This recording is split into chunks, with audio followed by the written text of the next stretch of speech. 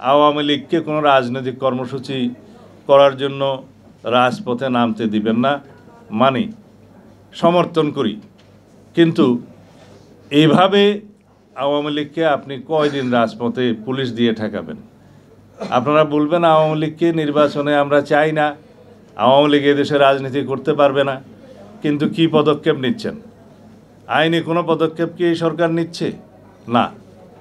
আমরা বলেছিলাম সংবিধানের 47 অনুচ্ছেদ অনুসারে রাজনৈতিক সংগঠন হিসেবে আওয়ামী লীগের বিরুদ্ধে গণহত্যা এবং মানবতা বিরোধী অপরাধের জন্য বিচারের ব্যবস্থা করা হোক এবং সেই নিরিখে সংশ্লিষ্ট আইন, আন্তর্জাতিক অপরাধ আদালতের আইন সংশোধন করার আমরা দাবি জানিয়েছিলাম, এদেশের মানুষ দাবি জানিয়েছিল।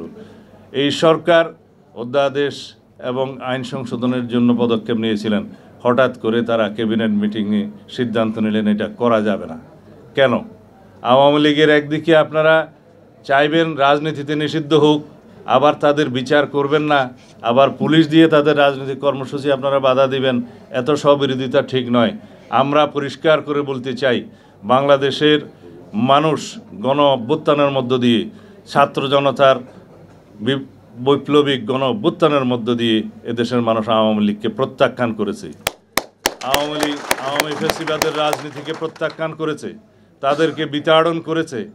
সেই আওয়ামী লীগ নামে বাংলাদেশে রাজনীতি করতে পারবে না। এই আওয়াজ আমরা এখন ওঠাচ্ছি। আমরা আওয়ামী লীগের এই গণহত্যার এবং মানবতা বিরোধী অপরাধের জন্য রাজনৈতিক সংগঠন হিসেবে বিচার দাবি করছি। বিচারিক প্রক্রিয়ার মধ্য দিয়ে নির্ধারণ হোক বাংলাদেশে আওয়ামী লীগ রাজনীতি করতে পারবে কিনা, নির্বাচন করতে পারবে কিনা। সংবিধানের বিধান সংযুক্ত আছে, সেই অনুপাতে আপনারা আইন প্রণয়ন করুন। কেউ কেউ বলতে শোনা যাচ্ছে মানবতা বিরোধী অপরাধ আদালতে, আন্তর্জাতিক অপরাধ আদালতে যাদের বিচার হচ্ছে সেই বিচারে হয়তোবা অবজারভেশন আসবে আওয়ামী লীগের রাজনীতি সম্পর্কে, সেটা অত্যন্ত দুর্বল অবজারভেশন হবে।